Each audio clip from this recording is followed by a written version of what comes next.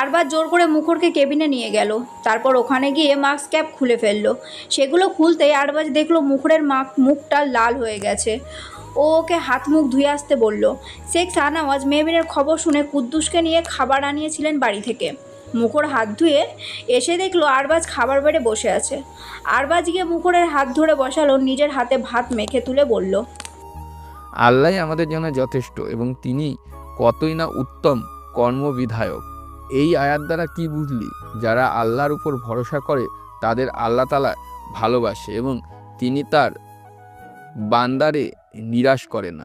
আল্লাহর উপর ভরসা রাখ, নিশ্চয়ই ভালো কিছু হবে। আল্লাহ তাআলা মাঝে মাঝে আমাদের পরীক্ষা করেন, আমাদের খারাপ অবস্থায় ফেলে।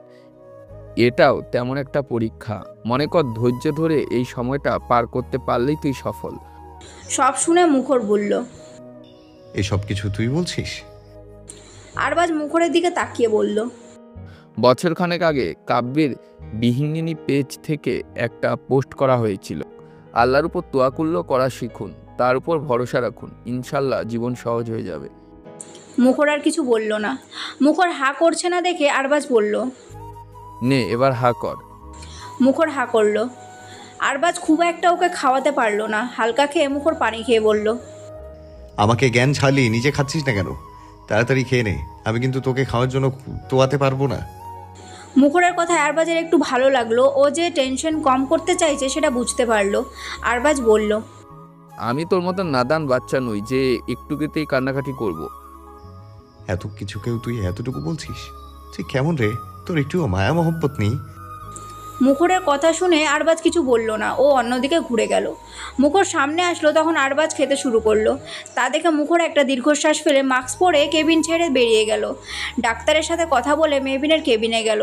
ওখানে গিয়ে ওর চোখটা ছলছল করে উঠল। মেহবিনের মুখে অক্সিজেন মাস্ক, হাতে ক্যানুলা, সালাইন চলছে। ও আস্তে করে টুলে বসলো আর মেহবিনের হাতটা নিজের হাতের মুঠোয় নিল আর একটা চুমু দিয়ে বলল, তুমি তো খুব স্ট্রং, তাই না বিহঙ্গিনী? তুমি নিশ্চয়ই ফিরবে তোমার কাব্যের কাছে। তুমি জানো, এই কম সময়েই তুমি আরও একজনের খুব কাছের হয়ে গেছো। জানো, তোমার নেত্রী আজ তোমার জন্য কত কেঁদেছে। তোমার জন্য বাড়ি যেতে চাইছিল না। ও কি বলছিল তুমি জানো? ও বলছিল আমি যেন তোমায় আটকে রাখি, যাতে তুমি ধোঁকা দিতে না পারো। ও বারবার একটাই কথা বলছিল, ডাক্তার যেন আমারে ধোঁকা না দেয়, পুলিশ পাঞ্জাবিওয়ালা। আমি ওর ধোঁকা কথাটার মানে বুঝিনি বিহঙ্গিনী, তবে ওর কথাটার মাঝে কতটা যন্ত্রণা ছিল তা ঠিকই বুঝেছি। তুমি প্লিজ আমাকে আর তোমার নেত্রীকে ধোঁকা দিও না বিহঙ্গিনী। বলতে বলতে মুখরের চোখ থেকে পানি গড়িয়ে পড়লো। ও আবার বলতে লাগলো, আমাদের এখনো সংসার করা বাকি বিহঙ্গিনী। আমাদের দুজনের সাজানো স্বপ্নগুলো তো একসাথে পূরণ করতে হবে, তাই না? এই জন্য তো তোমায় তাড়াতাড়ি সুস্থ হয়ে উঠতে হবে। প্লিজ বিহঙ্গিনী, খুব তাড়াতাড়ি ফিরে এসো। মুখর আর কিছু বলল না। হাতটা ধরে মেহবিনের দিকে তাকিয়ে রইল। পেছনে দাঁড়িয়ে আরবাজ সেটা দেখলো। ওর চোখ থেকেও পানি গড়িয়ে পড়লো। ও ওখান থেকে চলে গেল। বাড়িতে কোনো শোক লাগছে নাকি যে সবাই না খাইয়ে নিজের ঘরে ঘাপটি মাইরা রয়েছে? শেখ শাহনওয়াজ ওর কথায় আরিফা জামান সহ সবাই তার দিকে তাকালেন। মিসেস আমজাদ বললেন, সবটাই সামনেই দেখছে, তাই গলা দিয়ে ভাত নামছে না কেন? ওই মাইয়া আমাকেও কি তার জন্য বাড়ির শোক সভা লাগাইছে? শাহেরও বলিহারি তার জন্য নাকি আবার আরবাজ রে রাইখা আইছে? তখন আরিফা জামান বললেন, আমারও মনে হয় আরবাজকে রেখে আসা উচিত হয়নি। তখন কেউ সিঁড়ি দিয়ে নামতে নামতে বলল, সত্যি ঠিক বলেছেন, এখানে আরবাজ রেখে আসা উচিত হয়নি এবং আমারই থেকে আসা উচিত ছিল, কারণ যে মেয়েটা আমার মেয়ের জন্য এত কিছু করে তার জন্য আমার নিজেরই উচিত ছিল ওখানে থাকা। শেখ শাহনওয়াজকে দেখে আরিফা জামান বললেন, ব্যাপারটা আসলে তেমন নয়, আমি এই জন্যই বলেছিলাম। মেয়েটারও মনে হয় শত্রুর অভাব নেই, সেদিন তুলে নিয়ে যেতে চাইছিল, আজ আবার এরকম ঘটনা ঘটলো। মেয়েটার মধ্যে কোনো ঘাপলা আছে, যদি তারা কিছু করে এত ঝামেলার মধ্যে আরবাজকে ওখানে রেখে আসা উচিত হয়নি, তাই বলছিলাম আর কি। মেয়েটার মধ্যে ঘাপলা নয়, বরং শত্রুরা আসে। মানুষের ভালো করতে গিয়ে তার শত্রু হয়েছে, তাই আজ এই অবস্থা ডাক্তারের। আপনি কি করে জানলেন? আমার তো মেয়েটাকে দেখে কেমন কেমন কেমন লাগে সুবিধা মনে হয় না। তাছাড়া সে কোনো কথা ফেলতে দেয় না, সবার মুখের উপর জবাব দেয়। তার সত্যবাদীটাই আমি, তার সমস্যাই হয়। সে স্পষ্টভাষী, তাই সব কিছু স্পষ্টভাবেই বলে এবং করে। আর কি বললে তাকে সুবিধার মনে হয় না? আমি তো তার মধ্যে তেমন কোনো গুণই দেখতে পেলাম না, যার জন্য মনে হতে পারে তার মধ্যে অন্য কিছু থাকতে পারে। সব থেকে বড় কথা হলো, না জেনে তোমরা কারো ওপর খারাপ ধারণা রেখো না, এটা সবচেয়ে বড় গুনাহ। আরেকটা হাদিসে রসুল সাল্লাল্লাহু আলাইহি ওয়াসাল্লাম বলেছেন, তোমরা মন্দ ধারণা থেকে বিরত থাকো, কারণ মন্দ ধারণাই হচ্ছে সব থেকে বড় মিথ্যা। সে আসার পর থেকে দেখছি তুমি তার ব্যাপারে অনেক সমালোচনা করছো, কথা বলছো, কখনো তোমার জায়ের কাছে, কখনো তোমার ভাবির কাছে। শুনে রাখো আরিফা, হজরত আলী রাদিয়াল্লাহু সাল্লাম বলেছেন, অতিরিক্ত সমালোচনা করবে না। অতিরিক্ত সমালোচনায় ঘৃণা এবং খারাপ চরিত্রের দিক এগিয়ে নিয়ে যায়। যাই হোক, আর কিছু ভালো লাগছে না। তাছাড়া এখানে আরবাজ একা নেই, ডক্টরের হাজবেন্ডও আছে। সব শুনে আরিফা জামান মাথা নিচু করলেন আর বললেন, আমি সেভাবে বলিনি যে আপনি আমায় এত কিছু বলবেন। এটা শুধু ডক্টরের জন্য বলেনি, তোমার স্ত্রী হিসাবে কিছু নৈশিকতা করলাম এখন। যাই হোক, মনে কষ্ট পেলে মাফ করে দিও। বলেই শেখ শাহনওয়াজ এক গ্লাস পানি খেয়ে উপরে চলে গেলেন। নিজের রুমে যাওয়ার আগে মিশুর রুম চেক করলেন। মিশু নামাজ পড়তে গেছে, উনি একটু অবাক হলেন, তবুও নিজেকে ধাতস্থ করে নিজের রুমে চলে গেলেন। তোমার কেউ মারা গেছে নাকি রাইফা? হুট করে শাহিদের কথায় রাইফা চমকে উঠল। সবেই নফল নামাজ শেষ করে ঘুরলো, আর এখনই এরকম কথাটা শুনে যে কেউ চমকে উঠবে। রাইফা নিজেকে সামলে বলল, আপনি কখন এলেন? যখন তুমি মোনাজাতে বসে কাঁদছিলে, বোধহয় কারোর ভালোর জন্যই কিছু চাইছিলে আল্লাহর কাছে। আমি ঠিক শুনতে পাইনি। রাইফা অন্যদিকে তাকিয়ে বলল। তেমন কিছু না। তখন শাহিদ হুট করে এসে রাইফার গাল চেপে ধরে বলল, আমি কখনো অসুস্থ হলে তো এভাবে জায়নামাজে পড়ে কাঁদতে দেখি না। আজ ওই 2 টাকার ডাক্তারের জন্য মোনাজাতে নদী বানাচ্ছিস? ও কে হয় তোর শুনি? রাইফা নিজেকে ছাড়ানোর চেষ্টা করে কোনো রকমে বলল, সাইদ, ছাড়ুন, আমার কেমন লাগছে। লাগুক, লাগার জন্যই তো ধরেছি। খুব দরদ তোর ডাক্তারের প্রতি। রাইফাও এক ঝটকায় শাহিদকে সরিয়ে নিল আর বলল, একজন মানুষ হসপিটাল ভর্তি, তার জ্ঞান নেই, আর আপনি তাকে নিয়ে কী সব বলছেন? আর আমি তো আপনার মতো নই। আর কি বললেন, আপনার জন্য কিছু করেছি কি না? তাহলে তো আমিও বলছি, আপনি কখনো একটু আপনার উপর সম্মান ভালোবাসা জাগানোর কারণ দিয়েছেন কিনা? যে কিনা বিয়ের পরেও বিয়ে করে অন্য নারীতে আসক্ত থাকে, তার জন্য জায়নামাজে পড়ে কাঁদবো আমি? যে কিনা আমার উপর দিনের পর দিন মানসিক শারীরিক টর্চার করে, তার জন্য কাঁদবো আমি?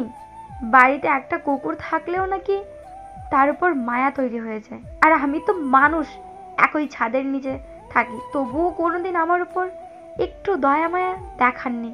তাহলে আমার উপর এটুকু আশা করা বোকামি ছাড়া কিছুই নয়। সব শুনে শাহিদ রেগে বলল, তোর খুব চোপা হয়েছে তাই না?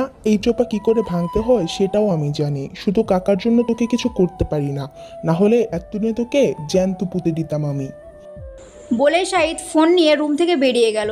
আজ কেন যেন এরকম করায় রাইফার চোখ দিয়ে পানি পড়ল না। মুখর কেবিন থেকে বেরিয়েই দেখলো 2 জন মাস্ক পরে পরিহিত পুরুষ আর একজন বোরকা হিজাব নিকাব পরিহিতা মহিলা এদিকেই আসছে। মুখরকে দেখেই একজন বলল, মিউ কেমন আছে এখন? মুখর বুঝতে পারলো এটা মেহেরর চৌধুরী। বাকি দুজনের দিকে তাকিয়ে দেখলো মিহির আর মাইশা। তখন আরবাজ এলো, তাদের দেখে একটু অবাক হলো, তবুও এগিয়ে গেল। মুখর ওনাদের সব কিছু জানালো আর এটাও বলল, আপনাদের খবর কে দিল? তখন মেহেরর চৌধুরী বললেন, দিয়েছে কেউ, সেটা নিয়ে তোমায় ভাবতে হবে না, তুমি তো আর দিবে না। আসলে স্যার, মেহু আমাকে দিয়ে একটা ওয়াদা করিয়ে নিয়েছে। ওর মৃত্যু ছাড়া আর যাই হোক না কেন, আমি যেন ওর অনুমতি ছাড়া আমার পরিবার আর আপনাদেরকে না জানাই। এখানে আমি ওয়াদাবদ্ধ, তাই আপনাদের জানাইনি। এমনকি আমার পরিবারও ওর বিষয়ে কিছু জানে না। তখন মাইশা বলল, এই মেয়েটা কি দিয়ে তৈরি আল্লাহ ভালো জানেন। এটা কোনো কথা? ওর মৃত্যুর খবর ছাড়া আর কোনো খবর? মাইশা কে না বলতে দিয়ে তখন মিহির বলল, এসব কথা স্যার মাইশা, আমরা এমনিতেও জানি ও কীরকম। এখন কথা হলো মেহুকে এখানে রাখাটা সেফ নয়। এমনিতেই এটা সরকারি হাসপাতাল, সিকিউরিটি তেমন জোরালো নেই। যদি মেহুর ওপর অ্যাটাক হয় তাহলে কিছুই করার থাকবে না। এমনিতেও এই অবস্থায় এখানে রাখা রিস্ক। আমিও তাই ভাবছি মিহির ভাইয়া, কাল সকালেই শিফট করব। না, যা করার রাতেই অন্ধকারেই করতে হবে, সবার আড়ালে। তখন মেহর চৌধুরী বললেন, যা করার রাতে অন্ধকারেই করতে হবে। আমি যদি ভুল না হই তাহলে মেহবিনের উপর আমরা অ্যাটাক হওয়ার সম্ভাবনা রয়েছে। যে দিনের বেলায় কেউ মেহবিনের উপর নজর রাখতে পারে। তাছাড়া সে তো জানে মেহবিন অনাথ ও কেউ নাই, সে আমাদের বিষয়ে ভাববে না। কেউ যে মেহবিনকে এখান থেকে রাতে সরাতে পারে সেটা তার মাথায়ও আসবে না। মুখর, তুমি ডাক্তারের সাথে কথা বলো, আমরা সব ব্যবস্থা করে ওকে নিয়ে আসার জন্য একটা রিস্ক, তবুও এটা রিস্ক নিতেই হবে। ঠিক আছে স্যার, আমি কথা বলে দেখছি। আমরাও যাচ্ছি, সাথে চলো। সবাই ডাক্তারের কাছে গেল, কিন্তু তিনি জানালেন মেহবিনের জন্য এখন রিস্ক কোথাও শিফট করা। সবাই মিলে তাকে অনেক রিকোয়েস্ট করলো, আর এটাও বলল ওর লাইফ রিস্ক আছে এখানে। তাছাড়া তারা সবথেকে ভালো হাসপাতালে ওকে শিফট করবে। সব শুনে তিনি রাজি হলেন। তাকে সবাই বলল তিনি যেন কাউকে কিছু না বলেন। তিনি এতেও রাজি হলেন। তিনি মেহবিনকে অনেক স্নেহ করে, তার খারাপ হোক এটা তিনি চান না। মিহির বেরিয়ে অ্যাম্বুলেন্স কল করলো। এখানের অ্যাম্বুলেন্স ওরা নেবে না, ওরা কোনো কিছুতেই কিছু বিশ্বাস করবে না। অ্যাম্বুলেন্স আসতে আরও আধ ঘন্টা বাকি, ঘন্টা তিনেক সময় লাগবে। মেহর চৌধুরী, মিহির আর মাইশা মেহবিনকে একবার দেখে এলো। মেহর চৌধুরীর চোখ থেকে পানি গড়িয়ে পড়লো। আজ ভীষণ অসহায় লাগছে নিজেকে তার। ওরা বেরিয়ে এলো কেবিন থেকে। ওরা সবাই অন্য কেবিনে গিয়ে বসলো আর অ্যাম্বুলেন্সের জন্য অপেক্ষা করতে লাগলো। তখন তারা অগোচরে একজন মেহবিনের রুমে ঢুকলো। মেহবিনকে দেখেই তার বুকটা মোচড় দিয়ে উঠলো। সে আস্তে করে মেহবিনের হাত দুটো নিজের মুঠোয় নিল, চোখের পানি ছেড়ে দিয়ে বললেন, আমার আম্মা, আপনি আমায় ক্ষমা করবেন। আমি আপনাকে রক্ষা করতে পারিনি। আপনাকে সুরক্ষিত রাখার জন্য আপনাকে নিজের থেকে দূরে রেখেছি, তবু আজ নিজেকে ভীষণ ব্যর্থ মনে হচ্ছে আম্মা। আমি জানি আমার উপর আপনার অনেক অভিযোগ, আর এটা জায়েজও, কিন্তু সবটাই আমার সুরক্ষার জন্য। ওরা যে মেহমিনের মতো আপনাকেও বাঁচতে দিত না আম্মা। আমি যে আপনাকে অনেক ভালোবাসি আম্মা, তাই তো আপনাকে একেবারের জন্য হারাতে চাইনি। আমি জানি আপনি কোনো না কোনো ঠিক ফিরবেন আমার কাছে। আমি সেদিনেরই অপেক্ষায় আছি। লোকটার চোখের পানি মেহবিনের হাতে পড়ল। তিনি মেহবিনের হাত ধরে চুমু খেলেন। মাথাটা উঁচু করতেই তখন তিনি শুনতে পেলেন, বাবা। কোনো কিছুর আওয়াজ পেয়ে মুখর, আরবাজ সহ সবাই মেহবিনের কেবিনে গেল। ওখানে যেতেই ওরা দেখলো টুলটা উল্টে পড়ে আছে। মেহবিনের দিকে তাকাতেই দেখলো মেহবিন চোখ খুলে দরজার দিকে তাকিয়ে আছে, আর কেমন যেন হাঁসফাঁস করছে। বোধহয় নিঃশ্বাস নিতে কষ্ট হচ্ছে। মুখর তাড়াতাড়ি করে ডক্টর ডাকলো। ডক্টর এসেই মেহবিনকে দেখে একটা ইঞ্জেকশন দিল। মেহবিন আস্তে আস্তে শান্ত হয়ে চোখ বুজলো। ডাক্তার জানালো, আউট অফ ডেঞ্জার মেহবিন, চিন্তার কোনো কারণ নেই। কথাটা শুনে সবাই আল্লাহর শুকরিয়া আদায় করলো। তবে আরবাজ খুশি হওয়ার সাথে এটাও বুঝতে পারলো টুলটা মেহবিনের হাত লেগে পড়েনি, কেউ এসেছিল এখানে। অতপর অ্যাম্বুলেন্স আসতেই মেহবিনকে সেখানে ওঠানো হলো। গন্তব্য কোন এখন ভালো হাসপাতালে। এদিকে মেহবিন জানতেও পারলো না কোথা থেকে কোথায় যাচ্ছে সে, আর কাদের পেছনে ফেলে যাচ্ছে সে। সকাল 8টায় তাজেল আসলো নৌশিকে নিয়ে মেহবিনকে দেখতে। এখানে এসে জানতে পারলো মেহবিন এখানে নেই। রাতের ওকে ট্রিটমেন্ট ওর জন্য ওর হাজব্যান্ড অন্য হাসপাতালে নিয়ে গেছে, কিন্তু কোথায় গেছে তারা জানে না। সব শুনে তাজেল একদম চুপ হয়ে গেল। তখন নৌশি বলল, চল তাজেল, আমরা বাড়ি যাই এখন। তাজেল কিছু বলল না, ও হাঁটা ধরলো বাড়ির দিকে। হেঁটেই বাড়ি যাবে সে। নৌশি বুঝতে পারলো তাজেলের খুব খারাপ লাগছে, সাথে রাগও লাগছে। তাই নৌশি তাজেলের কাছে গিয়ে বলল, ডাক্তার আবার জামাইয়ের উপর রাগ করিস না তাজেল। ডাক্তার আবার ভালো লাগাই তো ডাক্তার আবারই নিয়ে গেছে অন্য জায়গায়। তাজেল এবারও কিছু বলল না, সে হাঁটতেই লাগলো। কি রাজবাজ, কি তুই কখন আসলি? তোর না হসপিটালে থাকার কথা? সকালের খাবার খাওয়ার জন্য নিচে আসতেই উক্ত প্রশ্নটি শেখ আমজাদ করলেন। শুক্রবার সে বাড়ি ফিরেছে, আজ যাবে আবার। আরবাজ চেয়ারে বসতে বসতে বলল, কাল রাতেই ফিরেছি, সবাই ঘুমিয়েছিল, তাই কাউকেই জাগাইনি। কেন চলে এলি কেন? ডাক্তার মেহবিনের হাজবেন্ড ওনাকে অন্য জায়গায় নিয়ে গেছে, তাই। কোথায় নিয়ে গিয়েছে? তা জানি না, উনি বলেনি। ও আচ্ছা। তখন রাইফা বলল, আবরাজ ভাইয়া, ডক্টর মেহবিনী এখন কেমন আছেন? কালকে রাতেই জ্ঞান ফিরে এসেছে বলে ডাক্তার বলেছে আউট অফ ডেঞ্জার, চিন্তার কোনো কারণ নেই, তিনি খুব তাড়াতাড়ি সুস্থ হয়ে উঠবে। তা সবাই তো এসে পড়েছ, বাবা আর মিশু কোথায়? এই তো আসছে দুজন। মিশু প্রতিদিনের তুলনায় আজ অনেকটা শান্ত। সে চুপচাপ এসে তার বরাদ্দকৃত চেয়ারে বসে পড়ল। শেখ শাহনওয়াজও বসলেন। শেখ শাহনওয়াজ বললেন, আরবাজ, ডাক্তারের কি খবর? আলহামদুলিল্লাহ ভালো বাবা, ইনশাল্লাহ খুব তাড়াতাড়ি সুস্থ হয়ে উঠবেন। তখন মিশু বলল, আমি ফুলকে দেখতে যাব বাবা। তখন আরবাজ বলল, ফুলের জামাইও আছে বাজ পাখি? আছে। কই, এতদিন তো দেখলাম না। কাল হাসপাতালে। তখন আরিফা জামান বললেন, মেয়েটা যে বিবাহিত বুঝতেই পারিনি, কখনো বলেওনি আমাদের। তখন শেখ শাহনওয়াজ বললেন, এটা যার যার ব্যক্তিগত ব্যাপার, সে কিভাবে কতটা নিজের জীবন বিস্কৃষ্ট অন্যদের জানাবে। এখন সবাই এক কথা বন্ধ করে খাবার খেয়ে শুরু করো। মেহবিনের অ্যাক্সিডেন্টের 20 দিন পার হয়ে গেছে। আজ মাহফুজ শাহরিয়ারের ওপর বড় একটা হামলা হয়।